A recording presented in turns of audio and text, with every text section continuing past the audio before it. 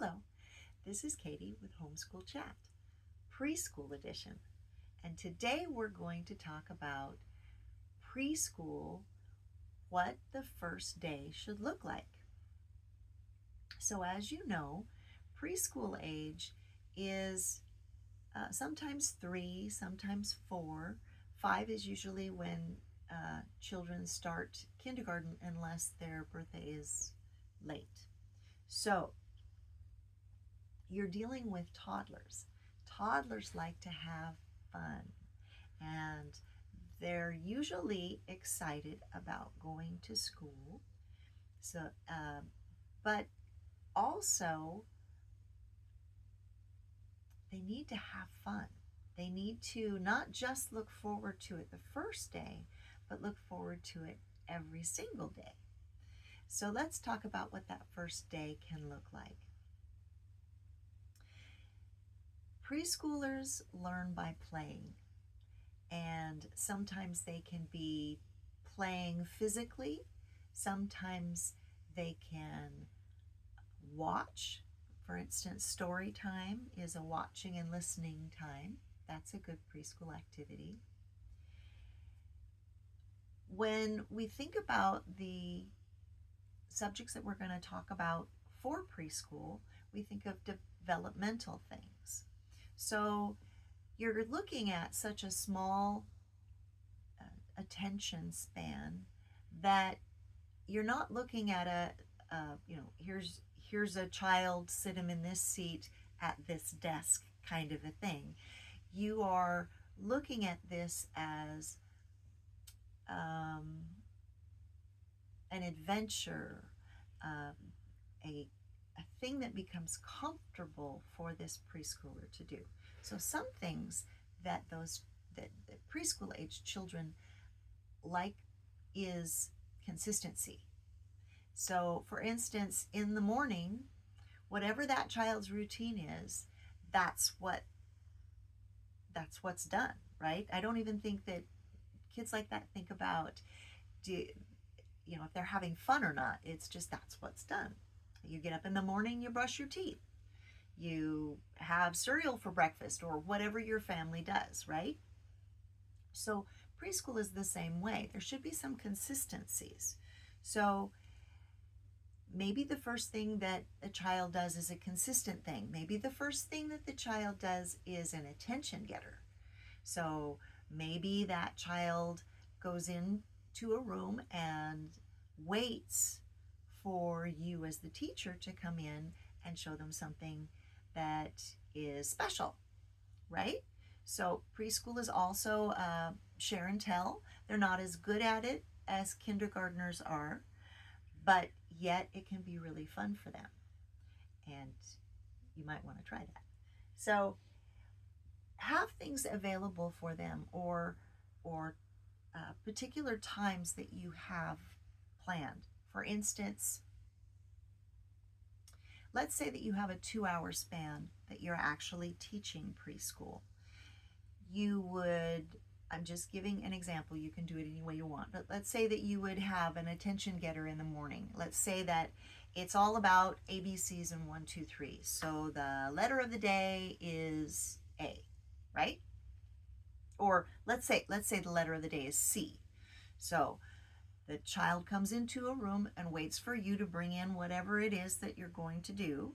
And in this case, it's this page of this book where there's magnetic pieces on here that are pieces that make a face, so that preschool age children can be familiar with where the eyes are, where the nose is, where the mouth is, and identifying that for each critter, right? And for animals, for people, all these things.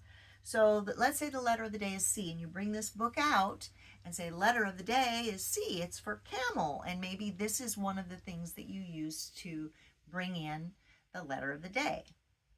And then throughout the day you might have a specific time for things. In some preschools, they'll have a specific time to go outside and play, and sometimes it's kind of a little bit of a controlled play. So There might be a sandbox outside with jewels and money in it that I'm sure if it's outside, it probably has a cover so you don't get cats and stuff in there. But let's say there's treasure in there. Maybe there's something that they need to you don't need to actually assist them, but that's an activity where they're getting treasure out of the sand. Maybe you have a little station where they can build things with blocks. That would be their outside time. There could be all sorts of things that you set up for them. Also, during the day, you could bring in different things like, this is more of a maybe first, second grade thing, but this is a book about time. And the hands move on it. Then there's a book here that's about shapes, and you can take pieces out of this book that are the shape that they speak about on the page that you're on. This is a dolly that you can learn how to use the zipper. You can learn how to button. You can learn how to tie. You can learn how to snap.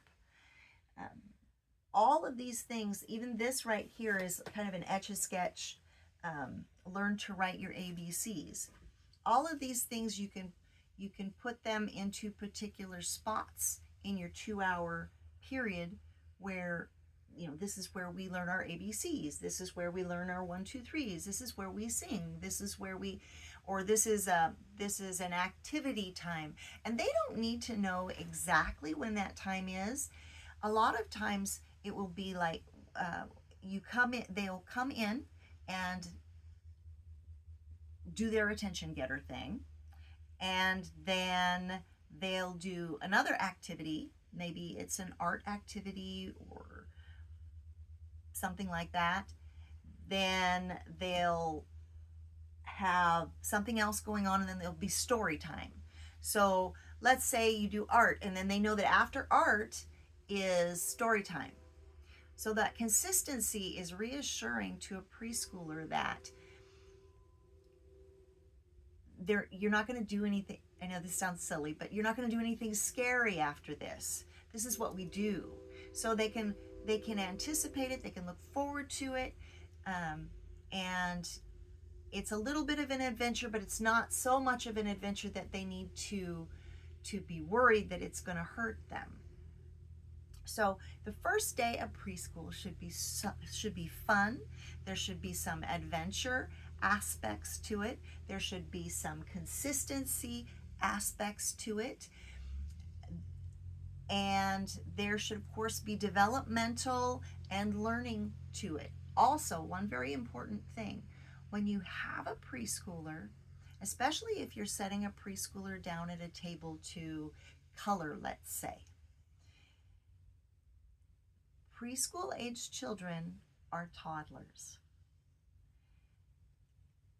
If you force them to do something, then it isn't fun, and it either becomes something that can make them angry, upset, or it's scary to them, or it'll make them sad. So if you have something like a color page, you want them to color a page.